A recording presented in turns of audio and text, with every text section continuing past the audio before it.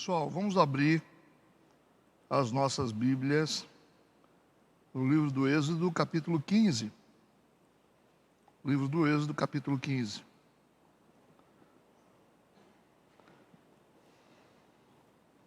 Continuando o nosso estudo, semanal, capítulo por capítulo. Êxodo, capítulo 15. Vamos nos situar aí. Eu quero fazer a leitura de alguns versículos, como de costume. Vamos lá. Versículo 1. Então, cantou Moisés e os filhos de Israel este cântico ao Senhor, e falaram dizendo: cantarei ao Senhor, porque gloriosamente triunfou, lançou no mar o cavalo e o seu cavaleiro. O Senhor é minha força, o meu cântico, ele me foi por salvação. Este é o meu Deus, portanto lhe farei uma habitação. Ele é o Deus de meu pai, por isso o exaltarei. O Senhor é homem de guerra, o Senhor é o seu nome. Lançou no mar os carros de Faraó e o seu exército, e os seus escolhidos príncipes afogaram-se no mar vermelho. Os abismos os cobriram, desceram as profundezas como pedra. A tua destra, ó Senhor, se tem glorificado em poder. A tua destra, ó Senhor, tem despedaçado o inimigo. Amém. Tá bom, vamos fazer uma oração. Deus, obrigado por esse tempo precioso na tua casa. Que teu Espírito Santo nos conduza em toda a verdade, e que possamos ser iluminados, e que tudo aconteça segundo a tua própria vontade. Nós consagramos esse momento a ti, pedimos essa direção do teu Espírito, em nome de Jesus. Amém e amém. Vamos lá, Vamos lá a Êxodo capítulo 15. Semana passada nós vimos que o Mar Vermelho se abriu, o povo hebreu atravessou o Mar Vermelho e depois o mar se fechou sobre os egípcios. Tudo bem? Esse foi o tema da semana passada, Agora, nesse capítulo 15 de hoje, do Êxodo, a gente vai ver uma particularidade interessante, porque do versículo 1 ao 18 nós temos o primeiro cântico encontrado na Bíblia, ou a primeira música, na Bíblia. Além do Salmo 90, também é de autoria de Moisés.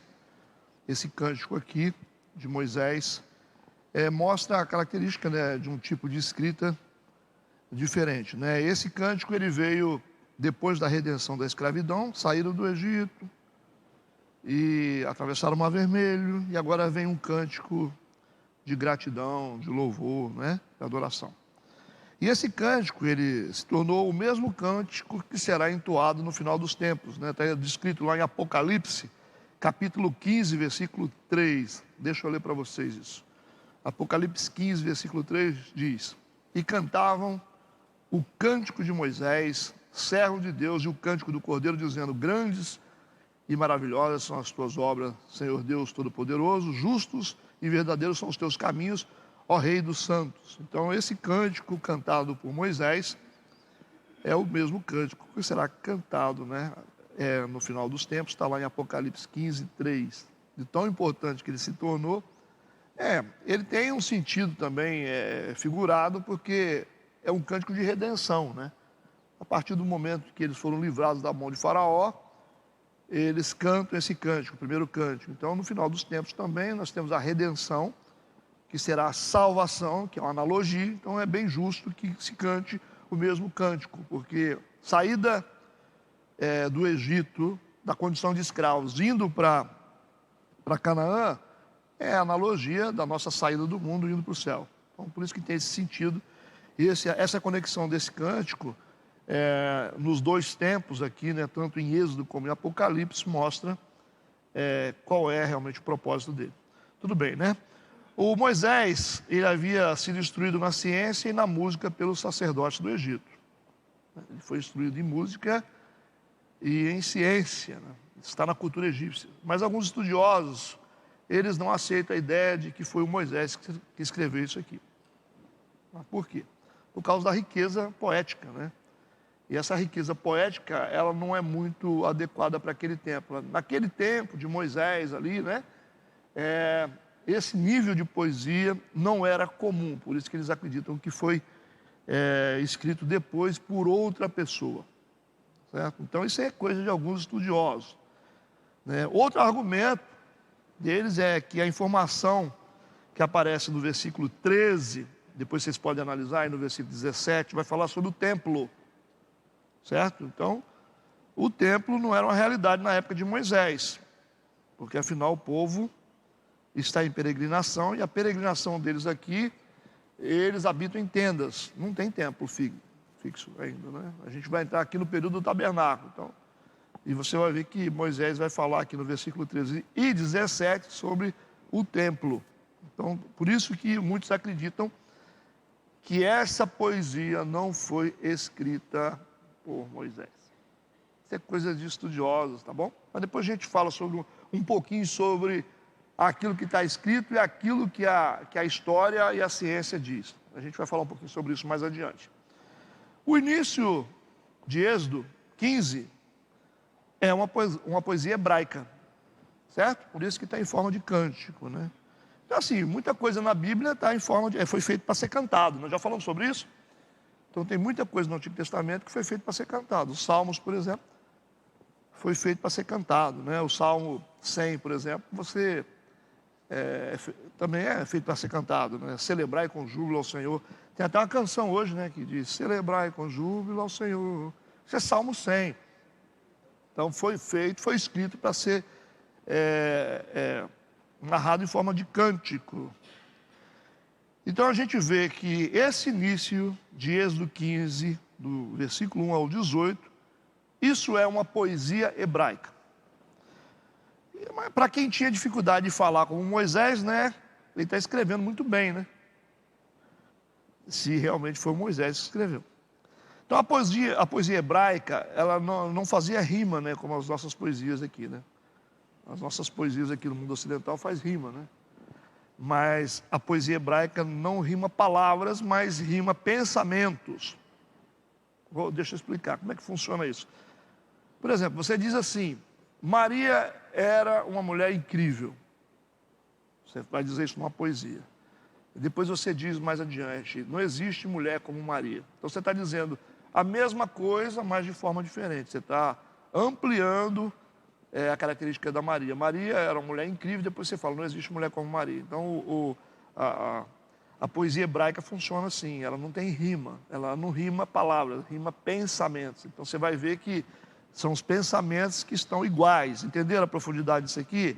Então, se você diz que Maria é uma pessoa incrível, depois você diz que não existe ninguém igual a Maria, você está dizendo a mesma coisa da Maria, como se você estivesse falando a mesma coisa, só com uma linguagem diferente. É isso que a poesia hebraica faz. Entenderam o que eu falei?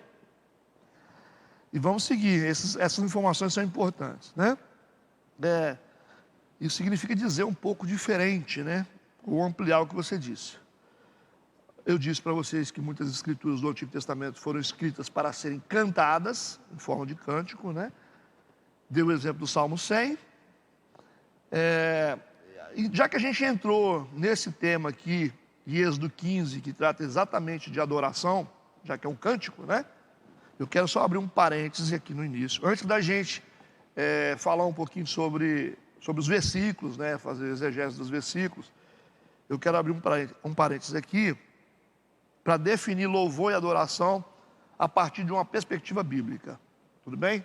Eu preciso fazer essa introdução aqui, definindo louvor e adoração, considerando que o contexto do Salmo 15 é um louvor, tá? É uma forma de cultuar a Deus em forma de música. Tudo bem? Então vamos lá. O ato de louvar e adorar é uma resposta a Deus. Então grava isso aí que eu estou falando, certo? Só grava, depois vocês assistem. O ato de louvar e adorar é uma resposta que nós estamos dando a Deus, dentro da perspectiva bíblica, tá bom? Está escrito em 1 João, capítulo 4, versículo 19, diz assim: nós o amamos a Ele porque Ele nos amou primeiro. Então nós amamos a Deus como uma resposta ao amor que Deus tem por nós, certo? Nós o amamos a Ele porque Ele nos amou primeiro. 1 João, capítulo 4, versículo 19. Então, o louvor e a adoração é uma resposta a Deus.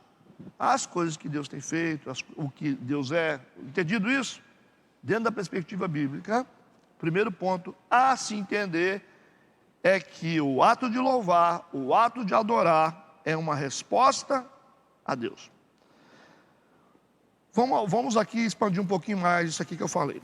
A adoração é uma resposta a Deus por aquilo que Ele é. A adoração é uma resposta a Deus por aquilo que Ele é. Então, o que Deus é? Deus é grande, Deus é bom, Deus é maravilhoso, Deus é misericordioso. Então, a adoração, essa palavra adoração, é uma resposta que nós estamos dando a Deus por aquilo que Ele é. E o louvor, o que é? Porque a gente usa louvor e adoração. Essas palavras têm sentidos diferentes, certo? Vamos no louvor? Nós vamos no louvor ou nós vamos na adoração? Mas só tem sentidos diferentes. Enquanto a adoração é uma resposta a Deus por aquilo que Ele é, o louvor é uma resposta a Deus por aquilo que Ele faz. Viu a diferença? Uma coisa é o que eu sou, outra coisa é o que eu faço. Então Deus abriu o mar vermelho, Deus fez isso. Deus desbaratou o exército inimigo. Isso é o que Deus faz. É diferente daquilo que Deus é. Você chamar Deus de misericordioso, se você chamar Deus de bom, Deus é amor, isso é característica daquilo que Deus é. Se você disser assim, Deus derrubou as muralhas de Jericó, então você está falando sobre aquilo que Deus fez, ou que Deus faz. Vira a diferença que existe entre adoração e louvor? Está entendido? E aí a gente tem um terceiro ponto, que eu falei o primeiro, repetindo, a adoração é a resposta a Deus por aquilo que Ele é. O louvor é uma resposta a Deus por aquilo que Ele faz.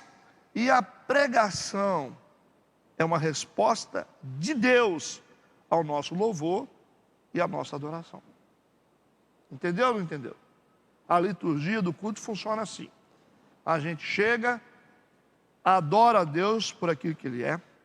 A gente louva a Deus por aquilo que Ele faz. E como resposta a esse louvor, a essa adoração, Deus nos traz a revelação da palavra. Ok? Então, a gente que pensa aí que louvor e adoração não é importante, eu vou chegar no culto 8 horas, que eu pego só a pregação. É melhor que você nem venha no culto, porque você não participou do culto. Então, pastor, qual a importância do louvor e da adoração e a pregação? A mesma. Cada um tem função específica. A palavra não é mais importante do que o louvor e a adoração, porque a palavra depende do louvor e da adoração. Por isso que é normal a gente sempre fazer um culto, estar lá tocando, cantando, porque a gente oferece para Deus uma adoração e um louvor, e Deus nos dá como resposta ao nosso louvor e à nossa adoração a palavra. Entendeu a logística da coisa? Então, aquilo que vocês recebem de pregação aqui, de palavra, é uma resposta que Deus está dando ao louvor e à adoração de vocês. Então, dependendo do louvor e da adoração, vocês já sabem o que vocês vão receber. Se a adoração for legítima, se a adoração for verdadeira, o nível da revelação aumenta. É importante entender essa logística? É importante, né? Então vamos ao segundo ponto sobre louvor e adoração, dentro da perspectiva bíblica. O louvor e a adoração são respostas certas e apropriadas a Deus. Que você pode se dirigir a Deus de diversas formas. Você pode se dirigir para Ele para reclamar, né, para dizer que você não concorda, dar uma resposta a Deus em relação ao que você sente. Mas o louvor e a adoração são respostas certas e apropriadas que nós damos a Deus. É algo bom que nós devolvemos para Deus. São respostas que a gente está dando para Deus por tudo que Ele tem feito, por aquilo que Ele é. São respostas certas. Então, nem toda vez que você se achega diante de Deus, você está dando para Ele louvor e adoração. Ok? Por isso que Romanos capítulo 12, versículo 1 diz: rogo-vos, pois, irmãos, pela compaixão de Deus, que apresenteis os vossos corpos em sacrifício vivo, santo e agradável a Deus, que é o vosso culto racional. Então, essa capacidade de cultuar a Deus, esse é o culto racional que nós oferecemos para Deus. Quando a gente oferece o nosso corpo em sacrifício vivo, a gente está aqui, né, oferecendo o que a gente tem, a nossa voz, o nosso corpo, a nossa vida, como sacrifício vivo em forma de culto, que é adoração e louvor. Amém? Terceiro ponto importante a respeito do louvor e da adoração: o louvor e a adoração são respostas certas a Deus que vêm do coração. Viu como é que eu estou ampliando a palavra? Primeiro eu disse que o louvor e a adoração são respostas certas, apropriadas a Deus, são respostas boas dadas a Deus. E no segundo nível aqui, o louvor e a adoração são respostas certas a Deus que vêm do coração. Não vem de outro lugar, vem do coração. João capítulo 4, versículo 24 diz: Deus é Espírito, importa que os que o adoram, adorem em espírito e em verdade. Vocês vão vendo aqui que o Espírito está em letra minúscula, porque é o nosso Espírito. Primeiro começa com o Espírito maiúsculo, Deus é Espírito, que é o Espírito de Deus, e depois, no final, termina com Espírito minúsculo, que é o nosso Espírito. Por isso que a adoração e o louvor estão sendo feitas, estão vindo do nosso coração. Entenderam o terceiro ponto aqui? O louvor e a adoração são respostas certas e apropriadas a Deus, que vêm do coração. Posso seguir? Quarto ponto importante sobre o louvor e a adoração: o louvor e a adoração são respostas certas a Deus que vem do coração e que coloca Deus acima de tudo e de todos. Percebeu que eu estou ampliando o louvor aqui? Salmo 113, versículo 4: exaltado está o Senhor acima de todas as nações, e a sua glória sobre os céus. Então aqui nós definimos louvor e adoração dentro de uma perspectiva bíblica. Recapitulando: o ato de louvar e adorar é uma resposta a Deus. Louvor e adoração são respostas certas e apropriadas a Deus. Louvor e adoração são respostas certas a Deus e apropriadas que vêm do nosso coração. O louvor e a adoração são respostas certas a Deus que vêm do coração e que coloca Deus acima de tudo e de todos. Entendido?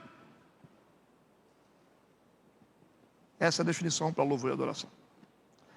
Vamos para o versículo 1. Então cantou Moisés e os filhos de Israel esse cântico ao Senhor. Já viram aqui que está definido como um cântico. E falaram dizendo: cantarei ao Senhor, porque gloriosamente triunfou, lançou no mar o cavalo e o seu cavaleiro. Então essa canção aqui foi cantada após a travessia no Mar Vermelho, especificamente na costa oriental do Mar Vermelho. Foi cantada por todos os israelitas em uma só voz. Todos cantaram, tá? Porque o texto diz: cantou Moisés e os filhos de Israel. Tudo bem? Vamos lá, versículo 2: o Senhor é a minha força, eles estão cantando, e o meu cântico, ele me foi por salvação. Este é o meu Deus, portanto lhe farei uma habitação. Ele é o Deus de meu pai, por isso o exaltarei. Tá? Vocês percebem aqui que esse versículo 2 nos mostra que a adoração ela tem um foco central. Fala sobre Deus. É outro atributo da adoração e do louvor. O foco central tem que ser Deus. Tá? Tem que ser Deus. Porque do versículo 1 ao 18, a palavra Senhor é usada 12 vezes. Ok? Pastor, mas então por isso que a palavra Senhor é usada 12 vezes em 18 versículos. Isso quer dizer que o foco é o Senhor? Deus tem vários nomes, mas o nome que está sendo usado aqui é Yahvé, que é o nome próprio de Deus, ou aquilo que vocês estudaram, Yud Rei, Vav Rei, que é o nome próprio de Deus, certo? Quando aparece o nome de Deus em hebraico aqui como nome próprio dele, porque Deus ele pode ser chamado, ele é chamado de vários nomes, né? Jeová, Tsequinu, Adonai, né? Tem um monte de nome. Mas aqui ele está sendo chamado pelo nome próprio dele, que é Yahvé. Por isso que tem uma representação diferente aqui. Eu falei com vocês que os judeus, eles não gostam muito de se arriscar a pronunciar o nome de Deus próprio, né? Eles não gostam por causa do mandamento que diz não tomar o nome de Deus em vão. Então, eles evitam de chamar Deus pelo nome próprio por causa disso. Mas a Bíblia ensina para a gente: quem não invocar o nome do Senhor não será salvo. Então, quem invocar o nome do Senhor será salvo. Sei lá, tem uma contradição talvez aí. Vamos lá, tudo bem? Versículo 3, ele diz: o Senhor é homem de guerra, o Senhor é o seu nome. Esse conceito ele se torna bastante significativo em todo o Antigo Testamento e até mesmo no Novo, né? Recebendo aqui esse nome, o Senhor é homem de guerra, né? Principalmente no livro de Samuel, o título de Deus é Senhor dos Exércitos, certo? É um Deus de guerra, é um Deus que destrói os inimigos, é um Deus que... Então é muito comum usar no Antigo Testamento esse título, Senhor dos Exércitos, colocando Deus como um homem de guerra. Versículo 4, lançou no mar os carros de Faraó e o seu exército e seus escolhidos, príncipe, afogaram-se no mar vermelho, né? Ao ler a Bíblia aqui, original em hebraico, a gente percebe aqui esse vermelho, aqui, mar vermelho, ela tem uma tradução que foi feita errada. Na verdade, quando está escrito vermelho na Bíblia aí, está escrito mar de junco. Tá? Vocês podem pesquisar depois, né? Porque está dizendo que Moisés e seu povo cruzaram o Yam Sup, que é o mar de junco, é uma planta. Junco é igual aquela taboa, não tem? Então o que está dizendo é assim, ele atravessou o mar de junco, é isso aí, do original, não é mar vermelho. Colocaram o mar vermelho aqui, e por outros motivos, mas isso aí é outro assunto. Vamos seguir. Então, e por isso aqui, há uma discussão aqui, também de alguns estudiosos, sobre a verdadeira localização da travessia do Mar Vermelho, ou Mar de Junco, certo? Então, há uma dúvida aqui. Uma coisa é o que a Bíblia diz, outra coisa é o que a ciência está tentando explicar, certo? Vamos lá. Por quê? Porque o primeiro ponto aqui é que se você pegar o mapa, né, abrir o Google Earth, e você vê no ponto da travessia, é o ponto mais curto da travessia, ali no Mar Vermelho, que é o ponto histórico que a Bíblia fala, né? Lá em Migdol, aquela área lá que nós estudamos semana passada. Então, se você vê o ponto mais curto, que é o lugar da travessia, só ali dá 50 quilômetros de distância. Então, estudiosos dizem que seria impossível esse povo, já que avistaram o faraó atrás, conseguirem atravessar 50 quilômetros a pé, sem que o faraó os pegasse, considerando que eles estavam de biga. Entendeu aqui o que eu estou falando? Então a questão é o seguinte: muitos estudiosos acreditam que a travessia não foi feita exatamente naquele ponto geográfico que a Bíblia indica, mas foi feita em outro ponto mais à frente, onde tinha um lago de junco, que era um lago mais curto, e possivelmente por causa dessa palavra mar de junco, não foi feito naquele ponto, mas em outro ponto mais adiante, onde não tinha o mar, mas um lago de junco. Entendeu o que eu falei ou não? Mas aí vamos seguir aqui, vamos entender. E aí há outro ponto de discussão, né? Porque como se é um lago de junco, ou mar de junco, geralmente é raso o lugar que tem Taboas. Aí como é que esse lago iria afogar os egípcios, se é raso? Então aí entra a contradição. Mas aí, vamos num ponto que vocês já estudaram, certo? De qualquer forma, vale lembrar uma coisa. Buscar evidências científicas para nós que somos crentes, isso não é importante. Nós não temos que ficar buscando evidências científicas, porque buscar evidência científica é coisa de ateu. Entendeu o que eu falei ou não? Se a Bíblia diz que o povo atravessou o Mar Vermelho, é isso que a gente tem que crer, e não ficar procurando evidências e não sei o que, se é mar de junco, se é mar vermelho, se é raso, se é fundo, se é distante. Por quê? Porque, como eu disse para vocês, a Bíblia não é livro histórico. A Bíblia não é livro científico. a Bíblia é objeto de fé. Deus é objeto de fé. É a mesma coisa você tentar explicar Deus ou você tentar explicar o que Deus fez. Tem coisa que você não vai entender.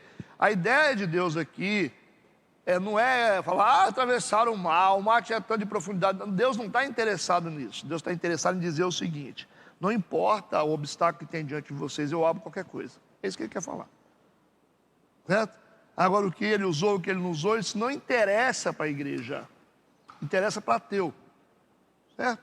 Se Deus disse que foi atravessado o Mar Vermelho, o exército de Faraó, depois foi coberto por essas águas, que as águas fecharam ali, é o que a nossa fé tem que seguir. A intenção de Deus é exatamente essa: falar coisas que criam margens para dúvidas, para testar nossa fé.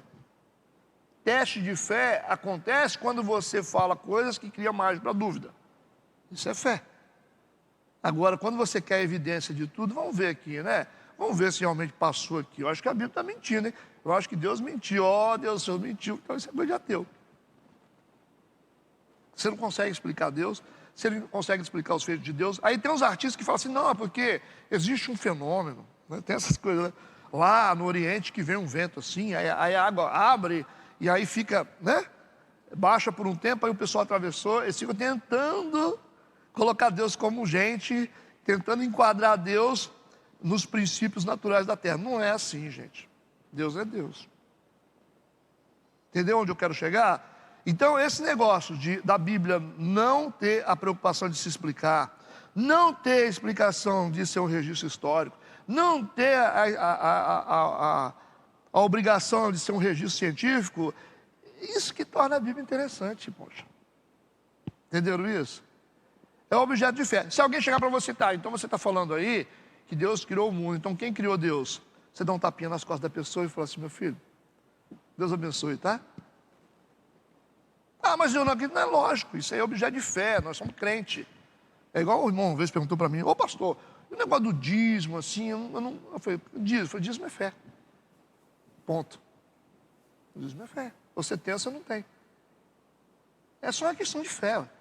E o menor nível de fé que existe na Bíblia é dízimo. Dízimo. Então, quando você não consegue passar no teste do dízimo, dificilmente você consegue passar nos outros testes. Só para você entender o que eu estou falando. Dízimo você vê os testes que Deus colocou os homens aqui na Bíblia, você vai ficar de cabelo em pé, né? Pega o Abraão da vida, né? Manda o cara entregar o próprio filho, o único que ele tinha. Então, assim, existem testes na Bíblia que são testes terríveis e difíceis. Então, o dízimo é prova, ele falou, faça a prova de mim, tal, aquele teste. É um teste básicozinho de fé. Até a Igreja Católica agora fala em dízimo, né? Até a Igreja Católica fala em dízimo, agora estão falando em dízimo. Qualquer religião que você tem aí, os caras estão lá. Então a pessoa fica em dízimo. Dízimo é fé. Simples assim. A gente entende que todo crente, ele reconhece a Bíblia como autoridade completa. A gente não escolhe uma parte da Bíblia para poder acreditar, não. Eu vou acreditar nisso aqui, mas isso aqui não acredito. A gente vai adequando a Bíblia àquilo que a gente quer. A gente acredita nela toda ou não. Da mesma forma como a Bíblia fala sobre salvação, sobre misericórdia, sobre amor, fala de dízimo. Então a gente tem que decidir o que a gente quer. Ou a gente crê na Bíblia, ou a gente não crê. Então é uma questão de fé. Se alguém te perguntar alguma coisa sobre dízimo, você fala assim, é fé, irmão, não tem jeito. Não dá para explicar o que é isso aqui. É fé, ou a gente tem ou a gente não tem. Certo? Essa é a definição para a gente de algumas coisas. Quando a gente acredita, a gente não acredita. Então nós não temos que ficar preocupados aqui com a medida de profundidade do Mar Vermelho, a extensão de passagem que eles fizeram ali, ou se o mar estava alto ou estava baixo, ou se for no Mar de Junco, ou se for no Mar Vermelho. A gente não está preocupado com isso. A gente só sabe que Deus livrou o povo de Faraó e que afogou todo mundo. E se ele falar assim que foi numa poça de lama no chão, a gente acredita também, porque ele é capaz. Era bom se ele falasse assim, tinha uma poça de lama, aí o faraó veio assim, né? E aí eu afoguei eles na poça de lama. É Deus, né? Ele faz a poça de lama virar um mar. É Deus, velho. Então, versículo 5. Os abismos os cobriram, desceram as profundezas como pedra. Então a gente tem uma linguagem poética aqui, que ela é indicada pelo princípio, chamado princípio similar. Viram que aparece aqui? Desceram as profundezas como pedra. Isso é linguagem poética. No versículo 7 tem: os consumiu como restolho.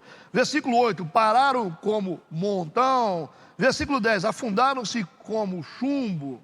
Perceberam isso aqui?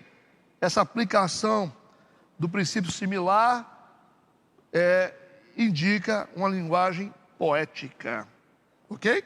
Versículo 6: a tua destra, ó Senhor, se tem glorificado em poder. A tua destra, ó Senhor, tem despedaçado o inimigo, né? Destra aqui é mão direita. Está dizendo que com a tua mão direita o Senhor se tem glorificado em poder. Com a tua mão direita, ó Senhor, o Senhor despedaçou o inimigo. Então dá a impressão que Deus pegou e bateu a mão no inimigo, despedaçou. A gente tem aqui a aplicação da antropomorfia novamente, né, colocando características humanas em Deus. Tá? E vamos seguir adiante então. Na verdade, a gente sabe que Deus, a gente não pode definir Deus como homem com mão, pé, olho, cabeça. Isso aqui é só um princípio de aplicação para a compreensão das questões espirituais. Tá entendido isso? Tá, né? Vamos seguindo. Versículo 7: e com a grandeza da tua excelência derrubastes aos que se levantaram contra ti. Enviaste o teu furor, que os consumiu como restolho. Restolho é aquele resto de palha que sobra depois que faz a colheita. Então o verbo hebraico está sendo usado aqui como um ato de puxar ou demolir edifícios, ou destruir, né? Por isso que está dizendo que com grandeza de excelência derrubastes os que se levantaram contra ti. Estão glorificando a Deus aqui, através da canção, pelos feitos de Deus contra os egípcios. Versículo 8: e com o sopro de tuas narinas, né? Está aqui como se Deus fizesse assim, né? Soprou com o nariz assim. Deus tem um nariz, né? Igual a gente. Então isso é antropomorfia, aparecendo novamente. Com o sopro de tuas narinas apontoaram-se as águas, as correntes pararam como um montão, os abismos coalharam-se no coração do mar. Está falando sobre o movimento das águas e o que Deus está fazendo para poder fazer os egípcios perecerem nas águas. Versículo 9 e 10, o inimigo dizia: perseguirei, alcançarei, repartirei os despojos, fartar-se a minha alma deles, arrancarei a minha espada, a minha mão os destruirá. Soprastes com o teu vento, o mar os cobriu, afundaram-se como chumbo em veementes águas. Então Moisés está descrevendo aqui a soberba, a pretensão dos egípcios e o desfecho da história com Deus destruindo os egípcios. Versículo 11, ó Senhor, quem é como tu entre os deuses? Quem é como tu, glorificado em santidade, admirável em louvores, realizando maravilhas? Então essa aqui é a primeira menção explícita da santidade de Deus no Antigo Testamento. Vira aqui, o Senhor, quem é como tu entre os deuses? Quem é como tu, glorificado em santidade? Aqui pela primeira vez, Deus aparece como um Deus santificado no Antigo Testamento. Tá? Esses registros assim é legal a gente saber. Versículo 12: estendeste a tua mão direita, a terra os tragou. Mais uma vez, princípio de antropomorfismo, colocando mão em Deus, colocando nariz em Deus, certo? E a gente sabe muito bem que essas coisas não existem. Entendeu o que eu falei? Eu preciso fortalecer isso mais na mente de vocês. Se vocês compreenderem Deus dentro de uma condição humana, vocês não vão entender Deus. Por isso que, quando você vê na Bíblia, Deus se arrependeu, isso não é coisa de Deus. Você tem que olhar o original, certo? Então, nem tudo que você lê aí nessas traduções, se você quer ser estudante de Bíblia, você tem que pesquisar original. Senão você tem que aprender com quem pesquisa. Certo? Então, nem tudo que está escrito, a pessoa cria doutrina em cima disso. Então, esse negócio de se arrepender, né?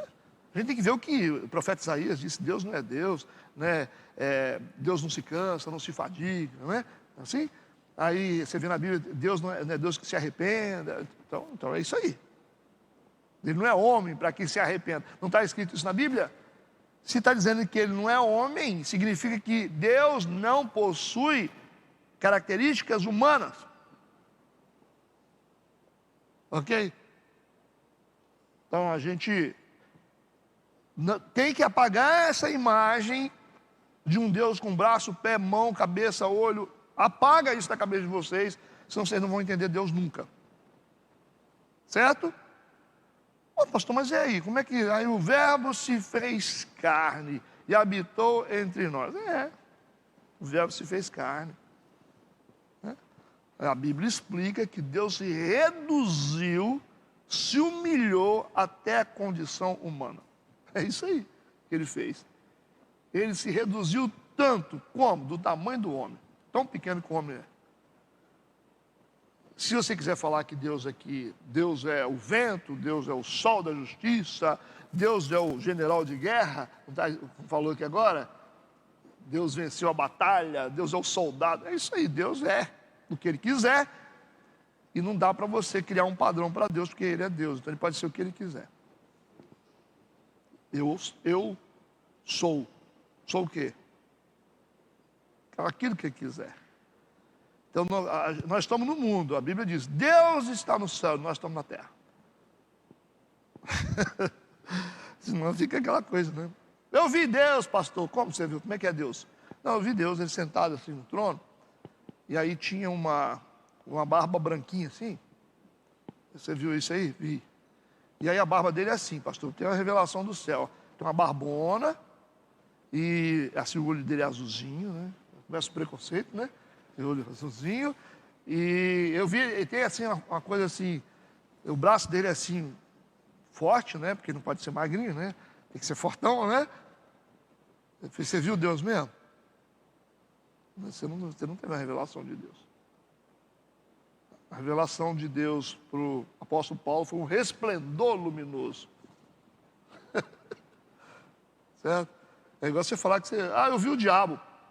Como é que é o diabo? O diabo ele tem 2 chifres, pé de animal, ele tem uma cauda, tem uma pontinha assim, um tridente, é mesmo? E a cara dele é igual a cara de um touro. Você viu mesmo? Tem certeza? Vi, pastor. Eu estava na minha cama assim. Eu falei assim, esse é o diabo? Você não viu o diabo? Não. Você não viu o diabo? Porque essa é uma criação da mitologia grega. Quem pintou o diabo assim como Minotauro foi a mitologia grega que criou. Você está sendo um besta só, você está falando isso aí. Você falar que o diabo apareceu com um terno caríssimo, e o bolso cheio de dólar, e bonito, aí talvez chega perto. Ainda acredito mais, porque o diabo é assim, sapatinho de veludo, né? Ele era aferidor de medidas, você imagina, né? O anjo bonito, o anjo de luz. É mais fácil você falar que viu o diabo assim de terno, bonitão, cabelinho penteado e com a Mercedes assim encostada. É mais fácil você acreditar no diabo assim. Então, isso é coisa da mitologia grega, apresentar corpo de animal, cabeça de animal, corpo humano. A cauda de serpente é porque é como o dragão, fala sobre a sagacidade do diabo. O tridente é a analogia lá do Netuno, né? Mitologia grega, tinha um tridente, aquela coisa. Aí criou o diabo com o tridente. E tem um monte de crente vendo. Não vai enganar ninguém. Entendeu? Então, assim, ele vai vir assim. Se ele viesse assim, ninguém ia querer o diabo, né? Ninguém ia se associar ao diabo. Então, tem essas histórias. Mas eu vejo aqui como que é a figura do diabo. Como é que ele é? Eu vejo um fogo assim. Ele veio do inferno. Não, gente, o diabo não gosta de inferno. Primeira coisa, porque a Bíblia diz que Deus preparou um lago de fogo ardente para o diabo e seus anjos. E o inferno ele é tão feio que nem o diabo quer. Então o lago de fogo ardente foi preparado para o diabo e seus anjos. Eles serão lançados lá. Então não vem com essa história de que fica lá pegando fogo, assim, aqueles filmes, né? Aí você fica... Entendeu o que eu falei com vocês? Então o diabo, Lúcifer, o anjo de luz. E aí qual o poder que o diabo perdeu?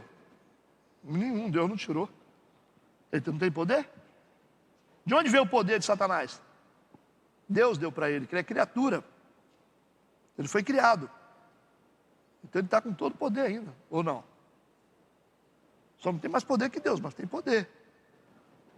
Então aquilo que ele recebeu foi tirado dele? Não foi.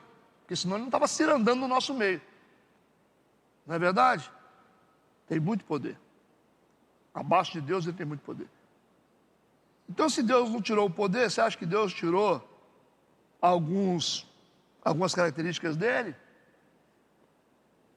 Ele pode se transformar no que ele quiser, a Bíblia diz. Se transforma em anjo de luz, se transforma no que ele quiser.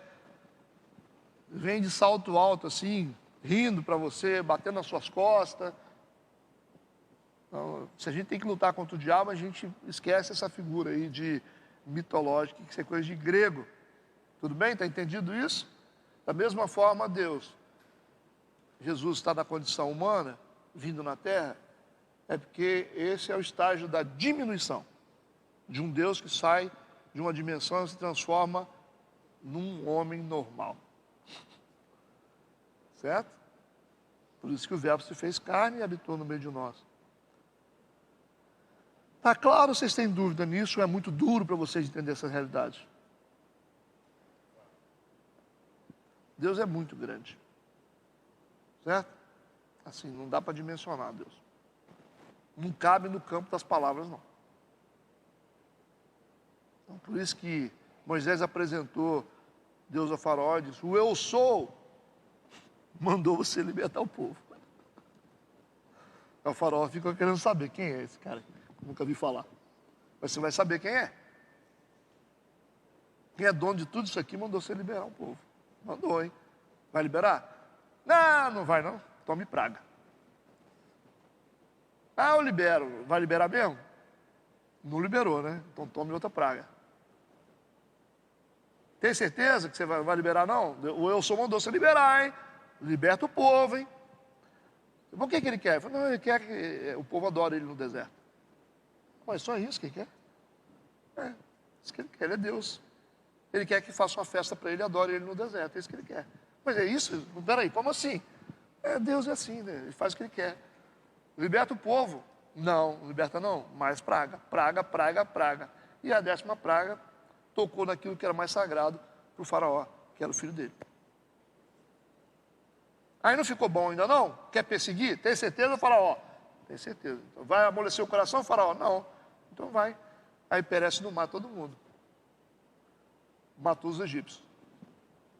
Assim, Deus vai dando chance, né? Até para o faraó, né?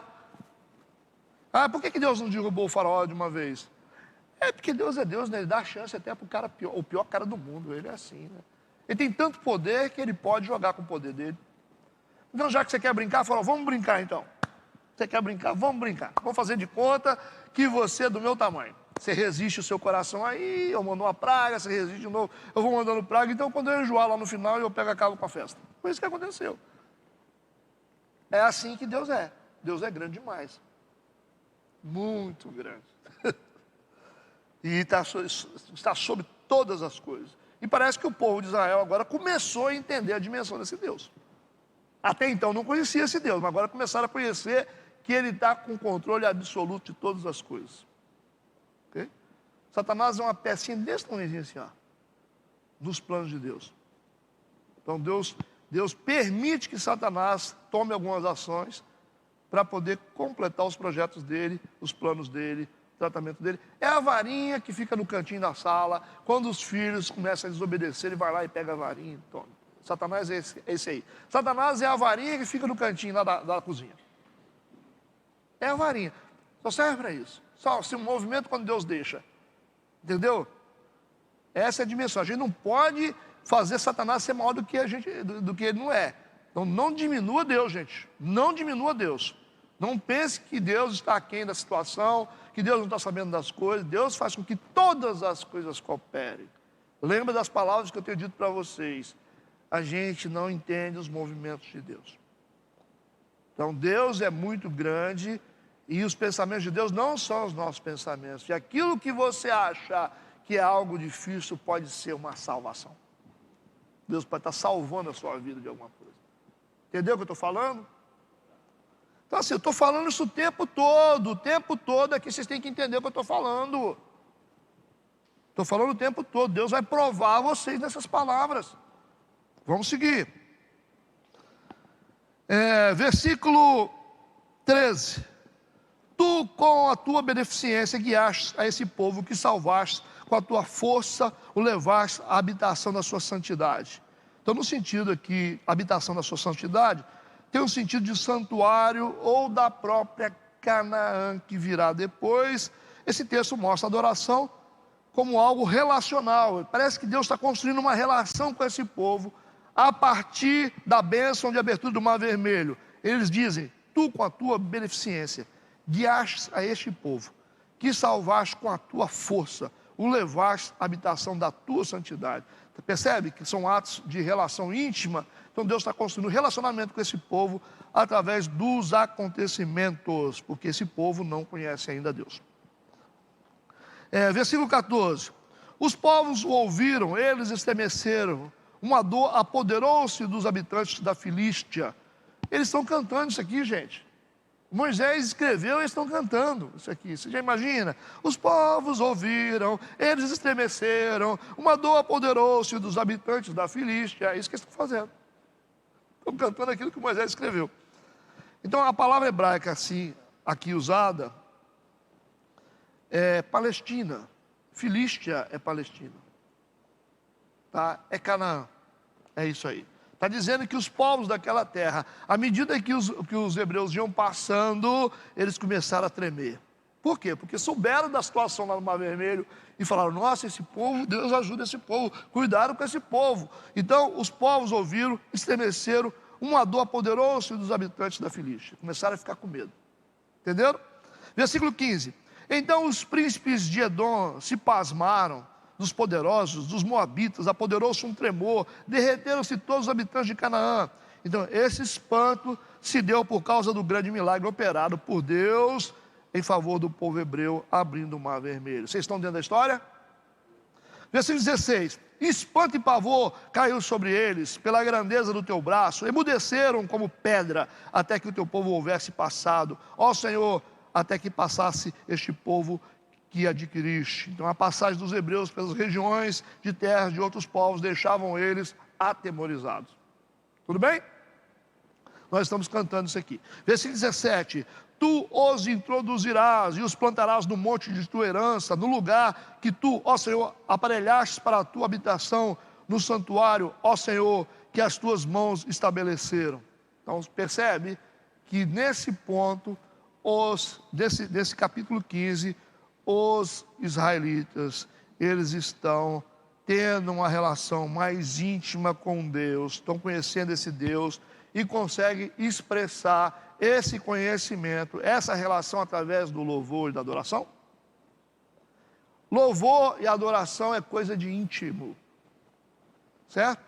Só quem tem intimidade pode fazer isso. Por isso que essa aproximação de Deus com o seu povo deu condição para eles começarem a adorar e a louvar a Deus por tudo que Deus é e por tudo que Deus fez. É isso que está nas palavras deles aqui, concorda? Eu estou falando? Porque aí às vezes o ímpio chega na igreja e fica assim, você fala assim, poxa, esse cara vem na igreja e fica frio aí, como que vai fazer? Adoração é coisa de íntimo, gente. Adoração é coisa de quem realmente conhece a Deus. Não adianta você cobrar do cara que vem aí e fica assim, não conhece a Deus. E qual a expressão de adoração que ele tem? Nenhuma. Não conhece. Por isso que Jesus disse a samaritana, nós adoramos aquilo que sabemos. Então, você tem que saber qual é o seu objeto de adoração. Ele disse aqui, monte da tua herança, né? Tu os introduzirás e os plantarás no monte da tua herança. A sugestão aqui que é o Monte Sião. É o monte de Jerusalém, estão indo para lá. Eles estão caminhando para a terra prometida, certo? Versículo 18. O Senhor reinará eterna e perpetuamente. Essa era uma promessa das vitórias futuras sobre todos os seus inimigos. Então, eles estão profetizando, estão cantando, profetizando em forma de canção o que o Senhor fará. O Senhor reinará eterna e perpetuamente. Versículo 19. Porque os cavalos de Faraó, com seus carros e com seus cavaleiros, entraram no mar. E o Senhor fez tornar as águas do mar sobre eles, mas os filhos de Israel passaram em seco pelo meio do mar. Vocês entenderam aqui que há uma repetição Eles estão repetindo a mesma coisa aqui. Os cavalos de Faraó, com seus carros, com seus cavaleiros, entraram no mar. E o mar... Já falaram sobre isso, já falaram? Por que eles estão repetindo? Porque isso aqui é uma canção. Porque boa parte do Antigo Testamento é cantado. Por isso que você vê tantas repetições no Antigo Testamento. Uma música não é assim? O cara canta ali uma parte, depois canta a estrofe, né? Aí o refrão não repete. É por isso que eles estão repetindo. Então, esse é o estilo chamado estilo semítico, né? As repetições são indicações da essência da escrita em forma de cântico. Às vezes fica enjoativo você ler o Antigo Testamento, porque eles ficam repetindo as coisas que já falaram. Não tem isso, Renato? Então é porque é em forma de cântico. Versículo 20. Então Miriam, a profetisa, agora tem um evento diferente aqui. A profetisa, como assim? A irmã de Arão tomou o tamboril, que é o pandeiro, né, na sua mão, e todas as mulheres saíram atrás dela com tamboris e com danças. Então, parece que ela está regendo esse coro aqui, né? Ela coloca as mulheres para ir repetindo, assim, é um coro que ela tá sendo a regente desse coro, está tocando lá o pandeiro, e as mulheres também estão tocando, é uma festa, né, porque passaram o Mar Vermelho, certo? Quero ver fazer festa quando as coisas não vão bem, né? Então aqui a gente vai perceber uma coisa. O versículo 20 é muito esclarecedor. Então Miriam a profetiza. Profetiza como? Vamos entender. Você está vendo aqui, chamando a Miriam de profetisa e dizendo que ela está com o tamborim tocando e cantando e dançando. Por que isso? Porque havia e há uma relação entre a música e a profecia. Existe uma relação entre a música e a profecia, como no Antigo Testamento, até nos dias de hoje. Pastor, mas como que funciona isso aí? A música, ela era muito usada e é muito usada. Vamos ver antigamente primeiro, né? A música era muito usada para induzir o transe profético das revelações. Entende o que eu falo ou não? A música era muito usada para induzir o transe profético das revelações. E é usado isso até hoje, ou não? Pastor, o que tem de ruim nisso? Não, depende de como você está usando isso aí. Mas a gente sabe que quando a gente está com a música, o mover profético é diferente. É ou não é? É ou não é? Você está ali, faz um apelo. O que tem a música? A música, ela aparece porque ela tem o poder de induzir o transe profético. A gente entra no mundo transcendental através disso. É bem diferente. Concorda ou não concorda? Entende o que eu estou falando ou não? Isso era muito feito no passado. Está aqui claro, você vai ver ela como profetiza e ao mesmo tempo cantando e dançando. Há uma relação entre a música e o transe profético. O que é transe profético? A gente usa essa palavra transe, é esquisito, né? Mas vamos mudar aqui a palavra. O que acontece? Quando você percebe, você está aqui, a pessoa, você vai orar pela pessoa. Se você tem uma música, é diferente. A sensação é diferente. Se você está orando aqui, a música é diferente. Ela tem uma ação psicológica que nos leva a penetrar no mundo transcendental. Está claro isso que eu estou falando? Tanto é que isso é feito até hoje, né?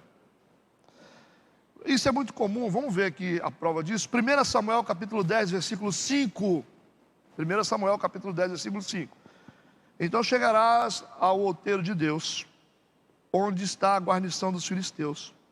E há de ser que, entrando ali na cidade, encontrarás um grupo de profetas que descem do alto e trazem diante de si saltérios, instrumento de música, e tambores, e flautas, e harpas, e eles estarão profetizando. Entenderam ou não entenderam a relação da música com a profecia? Vamos ver 2 Reis, capítulo 3, versículo 15. Ora, pois, trazei-me um músico.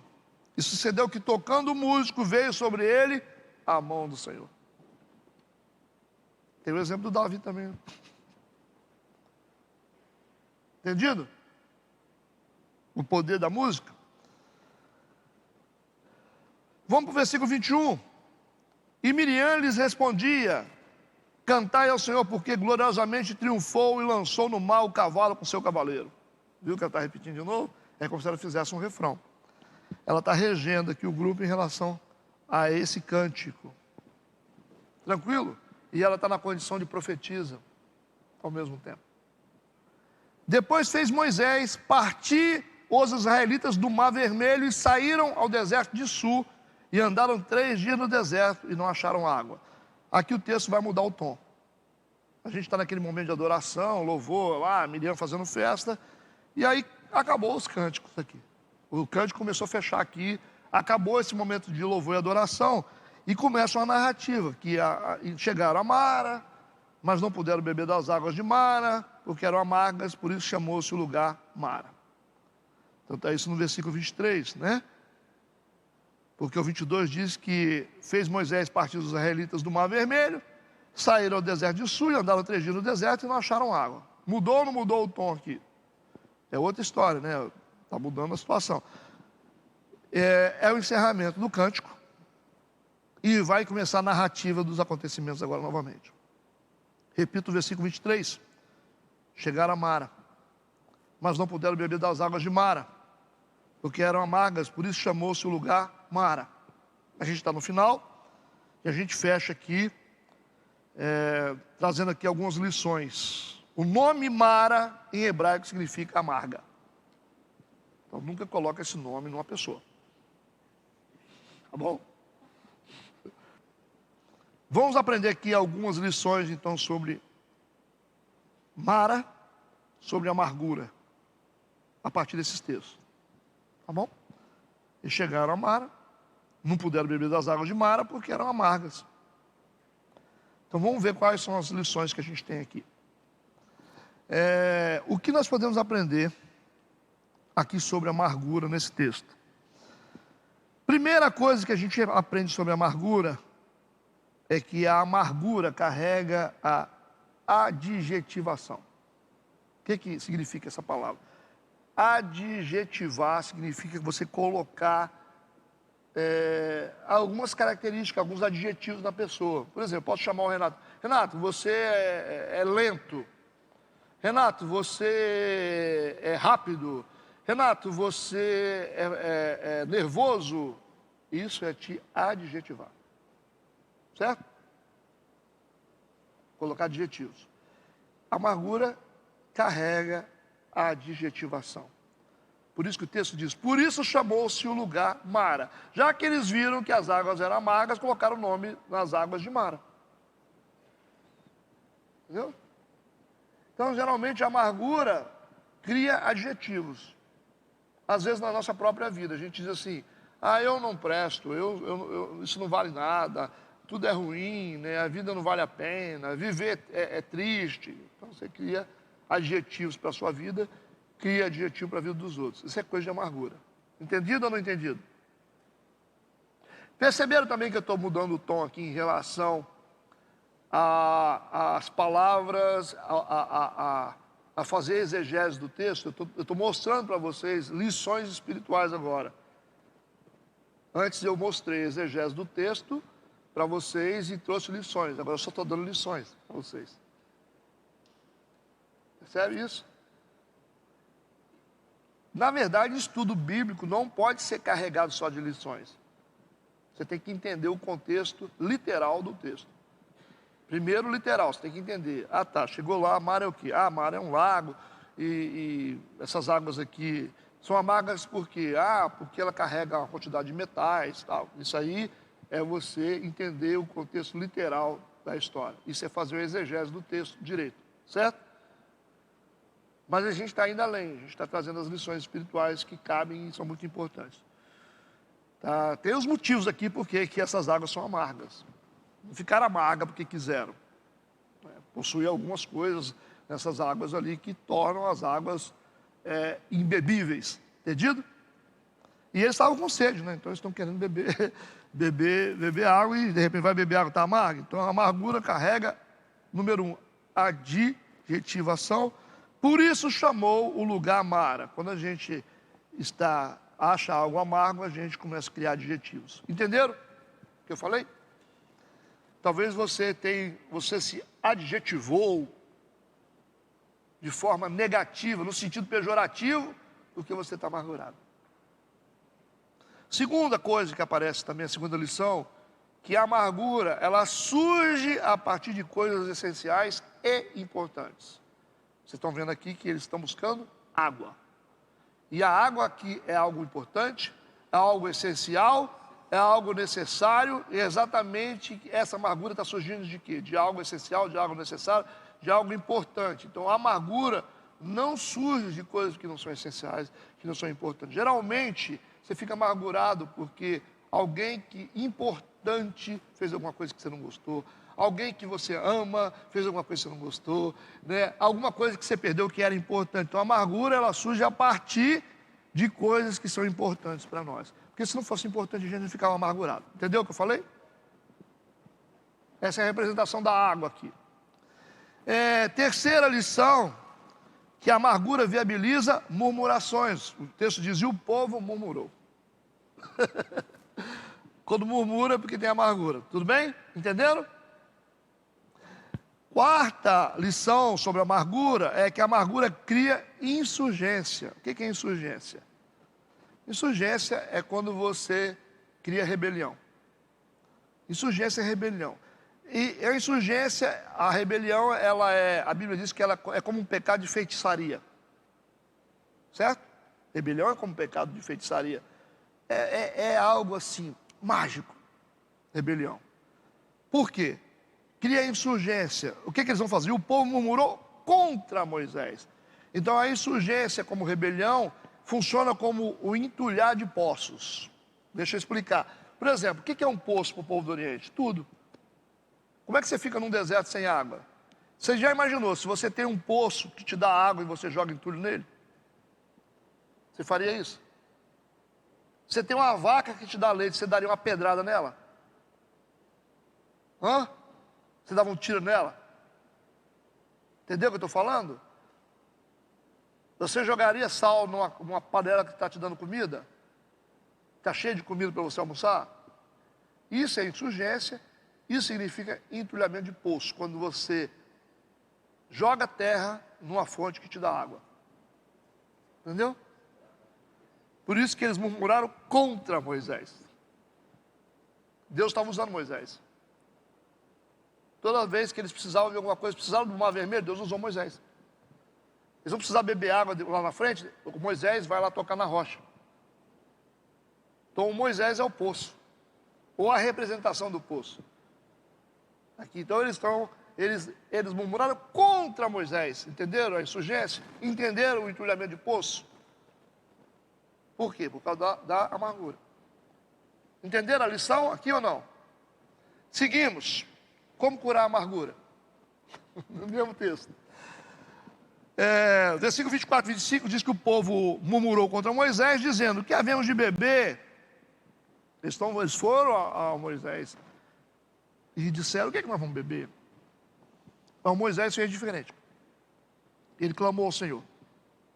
Certo? Ele clamou ao Senhor, porque ele foi diante de Deus e clamou a Deus. Como é que a gente cura a amargura? A gente procura a solução em quem tem a solução. Então Moisés vai a Deus, certo? Clama a Deus. Versículo 25, agora, né? E o Senhor mostrou-lhe uma árvore. Ele está perguntando para Deus, o que nós vamos beber? Deus não falou, vocês vão beber. Não, Deus mostrou uma árvore. Então, o que acontece? A gente espera algo de Deus, respostas para as nossas demandas. Ele perguntou, o que havemos de beber? Deus não respondeu do jeito que ele queria, respondeu? Deus lhe mostrou uma árvore.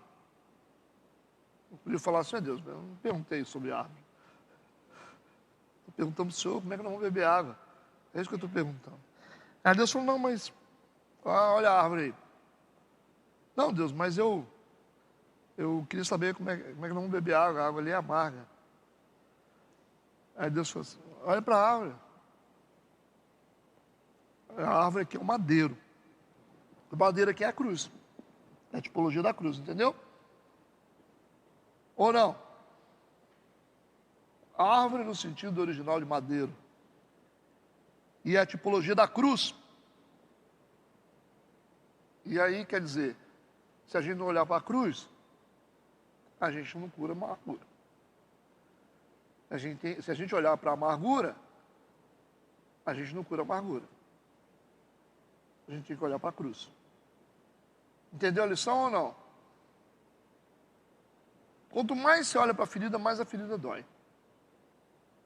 Quanto mais você olha para as coisas ruins, mais fica amargo. Então só tem uma maneira de curar a amargura, a gente olha para Cristo. Olha para a cruz. Pastor, mas é difícil, né? Na cruz a gente consegue fazer tudo. Não consegue ou não consegue? Jesus falou, se você quer me seguir, tome a sua cruz e siga-me. Porque tem coisas que a gente só faz na cruz. Na cruz Jesus falou assim, Pai, perdoa, porque eles não sabem o que eles fazem, não. Quando você fala assim, eu briguei com a mamãe, o papai, eu não perdoo. Você só não faz. Se você não estiver na cruz, se você estiver na cruz, você faz qualquer coisa. Ou não? Então, às vezes, o que a gente não faz é porque falta cruz na nossa vida. Falta madeiro. Certo? Ele pega o madeiro, lança nas águas e as águas se tornam doces. Entenderam isso? Solução para a amargura está no madeiro. Versículo 25, parte B, 26 diz, ali lhes deu estatutos e uma ordenança. E ali os provou. Ué, gente, o que isso tem a ver com a amargura? O que tem a ver com a amargura? A palavra que aparece aqui, dá estatuto, dá ordenança e provar, significa obediência. Porque ele completa aqui no contexto e diz, se ouvires atento a voz do Senhor teu Deus e fizer o que é reto diante dos seus olhos, inclinar os teus ouvidos aos mandamentos e guardar todos os seus estatutos. É isso que ele está falando? Obediência. Então, cruz se completa com obediência. Cruz sem obediência não existe, não. Ah, mas eu estou na cruz. Tá, não. E ele vai dizer o seguinte, nenhuma das enfermidades porei sobre ti, que por sobre o Egito. Já tem uma promessa aqui, que a obediência aos estatutos de Deus, aos mandamentos de Deus, nos livra de qualquer tipo de enfermidade, principalmente da amargura, que é considerada também uma enfermidade emocional. Porque eu sou o Senhor que te sara. A amargura não vencida se torna uma barreira para encontrarmos as maiores fontes que Deus separou para nós. Olha o versículo 27. Depois que a amargura é vencida, que as águas se tornam doces, através do madeiro, que representa a cruz, versículo 27. Então vieram a Elim, e havia ali 12 fontes de água, e 70 palmeiras, e ali se acamparam junto das águas. Percebe que eles só encontram essas 12 fontes de água, depois que eles passam pelo milagre da vitória sobre as águas amargas. Se eles não vencem aquela amargura lá, eles morriam de sede lá mesmo. Ficava todo mundo morto de sede. Mas curou a amargura, foram saciados no nível, e Deus levou eles para um nível mais alto. Agora eu vou dar 12 fontes para você. 12 significa governo absoluto de Deus. Fechamos? Vamos orar? Deus, obrigado por esse tempo na tua casa. Nos leve em paz, abençoados e guardados pelo teu poder. Em nome de Jesus. Amém e amém.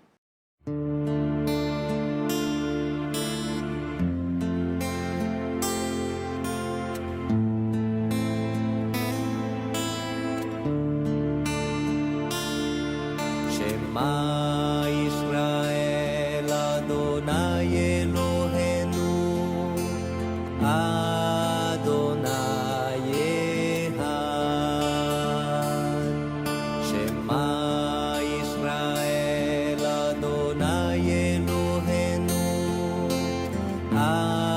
Adonai Echad. Escuta, Israel, o Senhor